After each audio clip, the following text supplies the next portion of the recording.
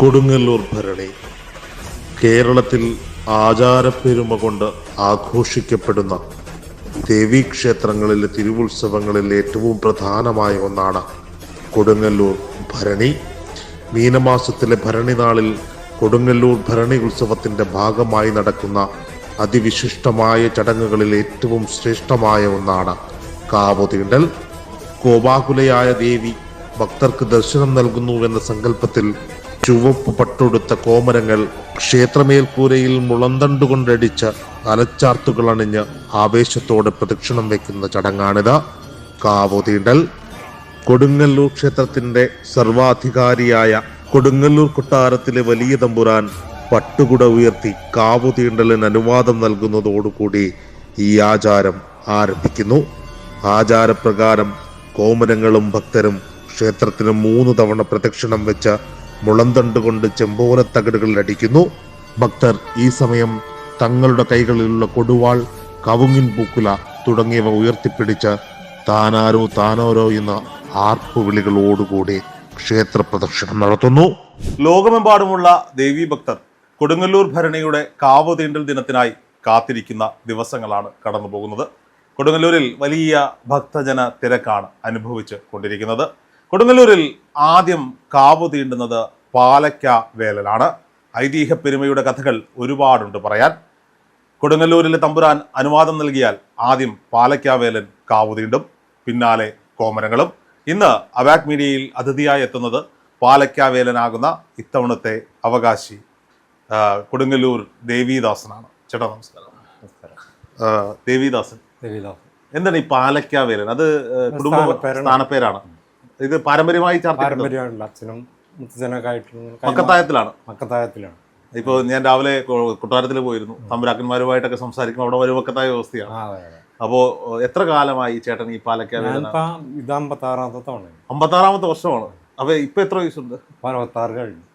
10ാമത്തെ വയസ്സ് മുതൽ അതൊരു വലിയ മഹാഭാഗ്യമാണ്. കൊടുങ്ങല്ലൂർ അമ്മയുടെ കാവു തീണ്ടാൻ ആദ്യം അനുവാദം ലഭിക്കുന്ന ആൾ. കേരളത്തിന്റെ നാനാദിക്കുകളിൽ നിന്നും കൊടുങ്ങല്ലൂർ ഭഗവതിയെ വന്ദിക്കുവാൻ, കൊടുങ്ങല്ലൂർ ഭഗവതിയുടെ കോമരങ്ങളാകുവാൻ അനേകായിരം ഭക്തജനങ്ങൾ നോമ്പ് തോറ്റെത്തുന്നു.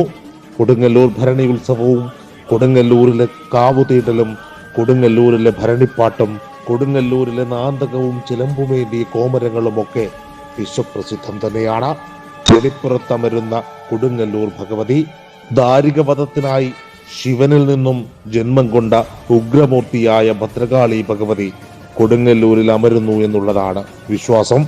എന്നാൽ ഈ കാലത്ത് കണ്ണകിയുടെ അംശമാണ് കൊടുങ്ങല്ലൂർ ഭഗവതി എന്നൊരു വാദമുഖവും ഉയർത്തിക്കാട്ടുന്നുണ്ട്. എന്തുതന്നെയായാലും നൊന്തു വിളിക്കുന്ന ഭക്തജനങ്ങൾക്ക് ആശ്വാസമേകുന്ന ഉഗ്രമൂർത്തി തന്നെയാണ് കൊടുങ്ങല്ലൂർ ഭഗവതി എന്ന കാര്യത്തിൽ ആർക്കും സംശയമേതുമില്ല. സത്യത്തിൽ എന്താണ് ഈ പാലക്ക വേലന്റെ കഥ?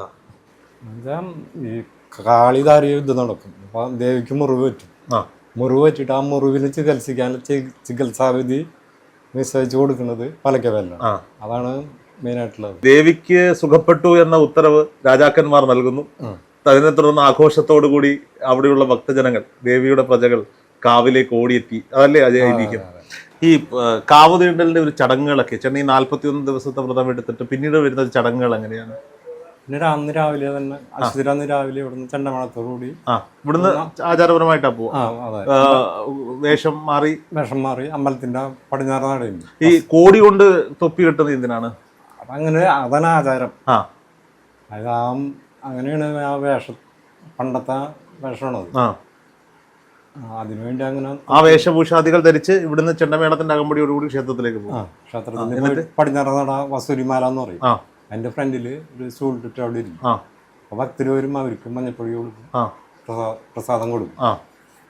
അത് കഴിഞ്ഞൊരു 4-3:30 കഴിയുമ്പോൾ അമ്പലത്തിന് അടുത്തേക്ക് പോയി നിൽക്കും. ആദ്യം കാവ് ഉണ്ടാവും. താമരാക്കോടെ നിർത്തുമ്പോ ആദ്യം കാവ് ഉണ്ടാവും. അപ്പോ തമ്പുരാൻ ആൽത്തറയിലെത്തി ചുവന്ന കുട ഉയർത്തുമ്പോഴാണ് കാവ്. അതാണ് കാവ് നല്ല അനുമതി തരുന്നത്. കുറഞ്ഞതുള്ളൂ വേലൻ? ഇല്ല, തുള്ളല അങ്ങനെ ഒന്നുമില്ല. ആരാണ് പാലക്ക വേലൻ എന്ന ചോദ്യത്തിന് ചരിത്രപരമായും ആചാരപരമായും ഒരുപാട് മറുപടികൾ പലരും പറഞ്ഞു തരും. തൊട്ടുകൂടായ്മയും തീണ്ടിക്കൂടായ്മയും നിലനിന്നിരുന്ന ഒരു കാലത്ത് കൊടുങ്ങല്ലൂർ ഭഗവതി ക്ഷേത്രത്തിൽ ക്ഷേത്രപ്രവേശന വിളംബരത്തിനു മുന്നേ നാനാജാതിയിൽപ്പെട്ട ജനങ്ങൾക്കും വർഷത്തിൽ ഒരു ദിവസം പ്രവേശനം അനുവദിച്ചിരുന്നു. അങ്ങനെയാണ് മീനഭരണിയിൽ ഈ കാവുതീണ്ടൽ ഉണ്ടായത് എന്ന് പറയപ്പെടുന്ന ഒരു കൂട്ടം ആളുകളുണ്ട്. എന്നാൽ ദാരികവധത്തിനു ശേഷം മുറിവേറ്റ ഭഗവതിക്ക് മരുന്ന് കൽപ്പിച്ചത് വൈദ്യകുലത്തിൽപ്പെട്ട വേലർ സമുദായത്തിലെ പാലക്കാവേലനായിരുന്നുവെന്നും പാലക്കാവേലൻ നിർദ്ദേശിച്ച മരുന്നുകൊണ്ട് ഭഗവതിയുടെ മുറിവുണങ്ങിയെന്നും അതുകൊണ്ട് തന്നെ ഭഗവതിയുടെ തിരുവുത്സവമായ മീനമാസത്തിലെ ഭരണിനാളിൽ കൊടുങ്ങല്ലൂരിൽ നടക്കുന്ന വിശിഷ്ടമായ കാവുതീണ്ടലിന് ആദ്യം അനുവാദം ലഭിക്കുന്നതും ആദ്യം കാവു തീണ്ടുന്നതും പാലക്കാവേലിന്റെ പരമ്പരകളാണ് എന്നുള്ളതാണ് വിശ്വാസം. കഴിഞ്ഞ അരനൂറ്റാണ്ട് കാലമായി കൊടുങ്ങല്ലൂർ ക്ഷേത്രത്തിൽ ആദ്യമായി കാവു തീണ്ടുന്ന പാലക്കാവേലൻ ദേവീദാസനാണ്.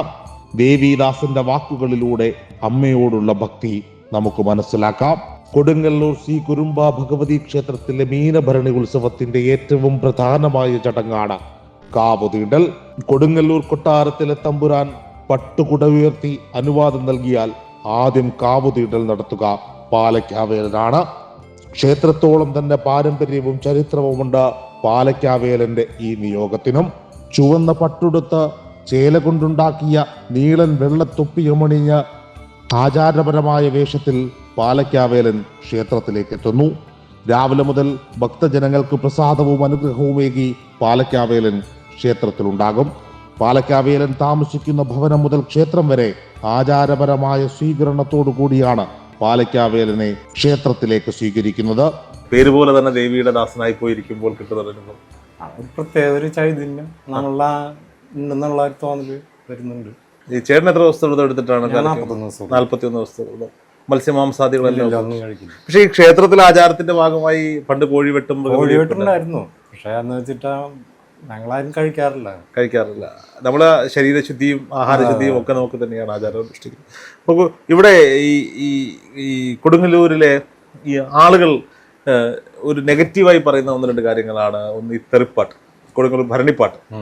എന്തിനാണ് ഈ ഭരണിപ്പാട്ട് പാടുന്നത്?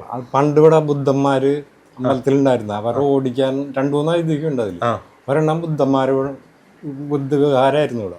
അവരെ ഓടിക്കാൻ വേണ്ടി പാട്ട് പാടണമെന്ന്. പിന്നെ ഒന്ന് യുദ്ധം കഴിഞ്ഞിട്ട് അതിന് വിജയിച്ചതിന്റെ ഒരാളാണ്. അങ്ങനെയൊക്കെയുള്ള ഐതിഹ്യങ്ങളാണ് അതിലുള്ളത്.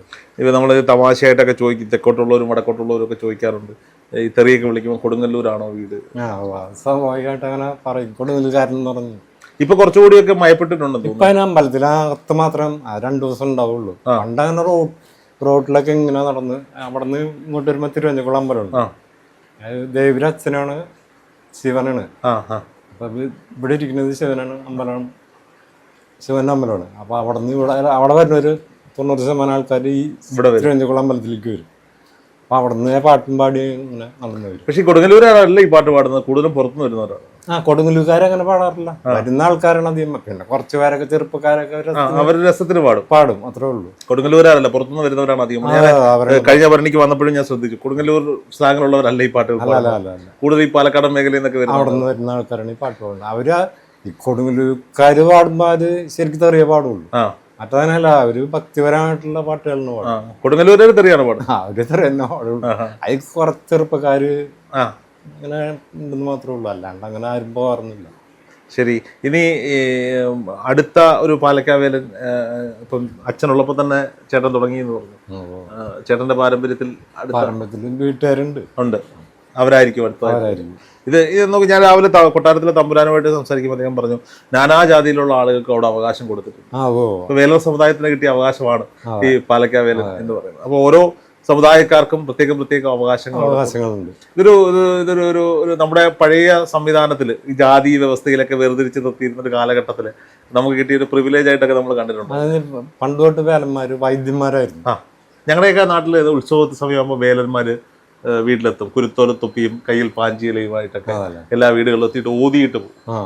വേലർ സമുദായത്തിലുള്ളവർ ഇവിടെ വൈദ്യരായിരുന്നു. ഓക്കെ, കാരണന്മാരായിട്ട് അങ്ങനെ. ഇപ്പൊ വൈദ്യമൊക്കെ ഇല്ലാണ്ടായി വന്ന് വൈദ്യം മന്ത്രവാദവും ഉണ്ട് വൈദ്യമുണ്ട്. ഇപ്പൊ അത് രണ്ടും ഇല്ലാണ്ടായി. ഞാനതൊന്നും പഠിച്ചിട്ടുമില്ല, ചെയ്യാറുമില്ല. കഴിഞ്ഞ അരനൂറ്റാണ്ടിൽ പ്രതിസന്ധിയുടെ കാലഘട്ടത്തിൽ കോവിഡ് കാലത്ത് ക്ഷേത്രാചാരങ്ങളും ക്ഷേത്രങ്ങളും അടച്ചിട്ടിരുന്ന കാലത്തും പാലക്കാവേലനായി ദേവിദാസൻ മീനമാസത്തിലെ ഭരണിനാളിൽ കൊടുങ്ങല്ലൂർ ദേവിക്ക് മുന്നിലെത്തിയിരുന്നു. കയ്യിൽ നാന്തകവും ചിലമ്പുമേന്തി ചുവന്ന പട്ടുടുത്ത് നാന്തകത്തിന് വെട്ടിയ നെറുകയിൽ നിന്നൊലിക്കുന്ന ചോരയുമായി കോമരങ്ങൾ ക്ഷേത്രത്തിന് വലം വെച്ച കാവുതീണ്ടൽ പൂർത്തീകരിക്കുന്നു. കാവുതീണ്ടലിനോടനുബന്ധിച്ച ഭഗവതിക്ക് മുന്നിൽ വഴിപാടുകൾ സമർപ്പിക്കുന്നു. കോഴിക്കല്ല് മൂടുന്ന ദിവസമായ തിരുവോണം നാൾ മുതൽ ഭക്തർക്കൊപ്പം ഇവർ ക്ഷേത്ര പരിസരത്തെ തറകളിൽ വന്നിരുന്ന വഴിപാടുകൾ സമർപ്പിക്കുന്നു. കുടുംബികൾ, പുലയർ, അരയർ, വള്ളോൻ, വേലൻ, വിശ്വകർമ്മജർ എന്നിങ്ങനെ പല സമുദായങ്ങൾക്ക് ഭരണിയിൽ പ്രത്യേക പങ്കാളിത്തമുണ്ട്.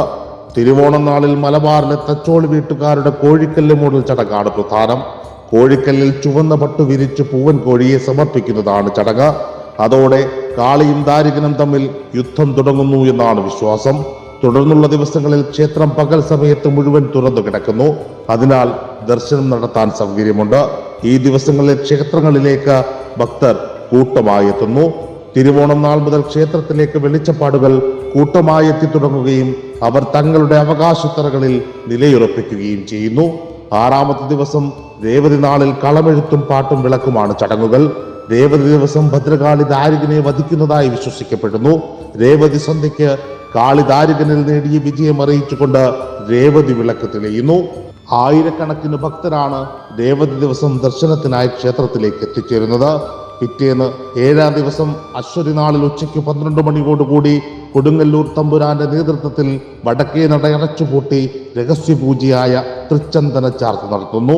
ഈ സമയത്ത് കോമരക്കൂട്ടങ്ങളും ഭക്തരും പുറത്ത് ഭഗവതി സ്തുതികൾ പാടി നൃത്തം ചെയ്യുന്നുണ്ടാകാം. ദാരിക വധത്തിനായി ഒരുങ്ങിയിറങ്ങിയ ഭദ്രാഭഗവതി ദാരികനുമായുള്ള യുദ്ധത്തിൽ ദാരികനെ വധിച്ചുവെങ്കിലും ഭഗവതിക്ക് മുറിവേറ്റുവെന്നും ഭഗവതിയുടെ മുറിവുണങ്ങുന്നതിനായി വേലർ സമുദായത്തിലുള്ള പാലക്കാവേലൻ തൃച്ചന്ദന ചാർത്തെന്ന അത്യപൂർവമായ മരുന്നുകൂട്ട് കൽപ്പിച്ചു എന്നുമാണ് വിശ്വാസം. അതിന്റെ ആചാര പെരുമയിലാണ് ഇന്നും പാലക്കാവേലന്റെ പിൻതലമുറയ്ക്ക് ആദ്യം കാവു തീണ്ടാനുള്ള അവകാശം കൽപ്പിച്ചു നൽകിയിരിക്കുന്നത്. ഈ കാവു തീണ്ടലിന് ശേഷം എന്തെങ്കിലും ചടങ്ങുകളുണ്ടോ? പിന്നെ വേറെ ചടങ്ങൊന്നുമില്ല. ഒന്നുമില്ല. വ്രതം മുറിക്കൽ അങ്ങനെയൊന്നുമില്ല. അങ്ങനെയൊന്നുമില്ല. ആചാരപരമായ ചടങ്ങുകളൊന്നും. ഈ കൊടുങ്ങല്ലൂരിലേക്ക് ദേവിയെ കാണാൻ വരുന്ന ഭക്തജനങ്ങളോട് എന്താ പറയാനുള്ളത്? ഇപ്പോൾ പുതിയ കാലഘട്ടമാണല്ലോ, ഒരുപാട് പേര് ഫോണും റീൽസിന്റെ ഒക്കെ കാലഘട്ടമാണ്. ഇപ്പോൾ പാലക്കാവേലിനെ കുറിച്ച് ഞാൻ കണ്ടത് ഒരു ഇൻസ്റ്റാഗ്രാം റീലിലാണ്. ഇവരോടൊക്കെ എന്താ പറയാനുള്ളത്? എന്താ പറയാ, ഇപ്പൊ കാലഘട്ടം മാറി. പണ്ടത്തെ വിശ്വാസം കുറഞ്ഞെന്ന് പറയാൻ പറ്റില്ല, വിശ്വാസം കൂടിയിട്ടുള്ളൂ. പണ്ടത്തെ അതായത് ആധാരമായിട്ട് പോകുന്നുണ്ടെങ്കിൽ ഓക്കെ. ആളുകൾക്ക് ഇത്തരത്തിലുള്ള കുറച്ച് ഇപ്പോൾ കൊടുങ്ങല്ലൂർ ഭരണി എന്ന് പറയുമ്പോൾ കോഴിക്കല്ല് മൂടൽ, അവിടെ പണ്ട് കോഴി വെട്ടുണ്ടായിരുന്നു. മുഴുവനൊരു ചുവപ്പാണ്, രണത്തിന്റെ മണമാണ്, രണത്തിന്റെ നിറമാണ്, ഉറഞ്ഞു തുള്ളുന്ന കോമരങ്ങൾ, അവർ തലയിലേക്ക് ആഞ്ഞ് വെട്ടുന്നതൊക്കെ കാണുമ്പോൾ ആളുകൾക്ക് ഇങ്ങനെയുള്ള ആഘോഷങ്ങളോട് ഒക്കെ, തീവ്രമായ ആഘോഷങ്ങളോടൊക്കെ വല്ലാത്ത പറഞ്ഞാല് അവരും പ്രതിഷ്ഠിട്ടൊക്കെ തന്നെ വരുന്ന ആൾക്കാരാണ്. പാലക്കാട് നിന്നൊക്കെ വരുന്നവര് അവരതേമാതിരി ഈ 41 ദിവസം ഒക്കെ തന്നെ അവർ വ്രതം കൊടുത്ത അവരുടെ ഓരോ തറകളുണ്ടാവും അവിടെ. ഈ തറകളിലൊക്കെ പല സ്ഥലങ്ങൾ, കോഴിക്കോട്, പാലക്കാടൊക്കെ ആ തറകളിൽ നിന്നാണ് അവര് ഇങ്ങോട്ട് വരുന്നത്. അവകാശമാണ് അവരുടെ. അവകാശം, അവരൊരു വിശ്വാസം. അവകാശമല്ല, വിശ്വാസമാണ്. ഓക്കെ. അവരോട് വന്ന് ഉറഞ്ഞു തുള്ളി ആളുകൾ അതിനെ ഏറ്റെടുത്ത് സോഷ്യൽ മീഡിയയിലൂടെ ഒക്കെ സജീവമാകുന്നു. എന്തായാലും നല്ലൊരു ഭരണി നേരുകയാണ്. Thank you. മൃഗബലിയും പക്ഷിബലിയും എല്ലാം നിലനിന്നിരുന്ന ആചാരങ്ങളോടുകൂടിയതായിരുന്നു കൊടുങ്ങല്ലൂരിലെ ഈ ഭരണി ആചാര സങ്കല്പങ്ങളെങ്കിൽ പിന്നീട് ഭാരതത്തിൽ മാറി മാറി വന്ന നിയമങ്ങൾ മൃഗബലിയും പക്ഷിബലിയും ഒക്കെ നിരോധിച്ചുവെങ്കിലും ഭക്തജനങ്ങൾ വീറോടെ, വാശിയോടെ, ഭക്തിയോടെ ഭഗവതിയെ തൊഴുവാൻ ശ്രീ കൊടുങ്ങല്ലൂരിൽ അമരുന്ന ഭദ്രാഭഗവതിയെ നൊന്തു വിളിച്ചു തൊഴാൻ ഓടിയെത്തുന്ന ദിനരാത്രങ്ങളാണ് കടന്നുപോയിക്കൊണ്ടിരിക്കുന്നത്. അബാക് മീഡിയയുടെ എല്ലാ ഭക്തജനങ്ങൾക്കും കൊടുങ്ങല്ലൂർ അമ്മയുടെ അനുഗ്രഹങ്ങൾ ഉണ്ടാകട്ടെ എന്ന ദേവീനാമധേയത്തിൽ പ്രാർത്ഥിക്കുകയാണ്.